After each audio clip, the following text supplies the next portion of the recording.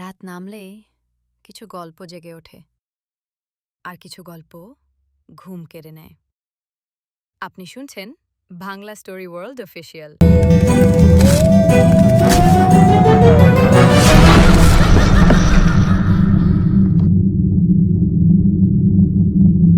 রুদ্র লোকটাকে অনুসরণ করে পৌঁছায় একটি পুরনো ভাঙাচোরা বাড়িতে। বাড়িটার দেয়ালে স্যাঁতস্যাঁতে দাগ, আর বাতাসে একটা অচেনা গন্ধ। দরজাটা নিজে থেকেই খুলে যায়। ভেতরে ঢুকে রুদ্র থমকে যায়।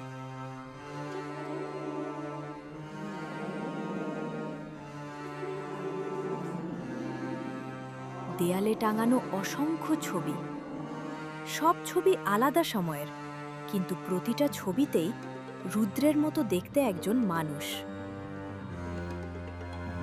ছবিগুলোর নিচে লেখা doppelganger, shadow copy, dead human replica.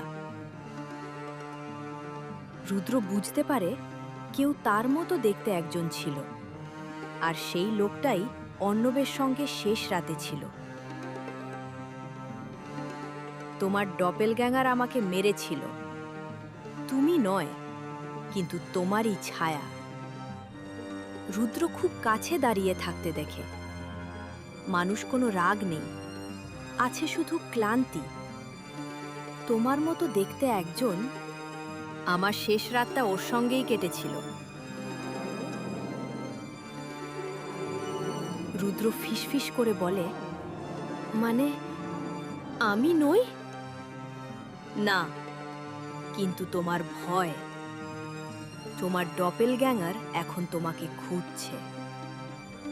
এই রহস্যের দরজা একবার খুলে গেলে আর বন্ধ হয় না।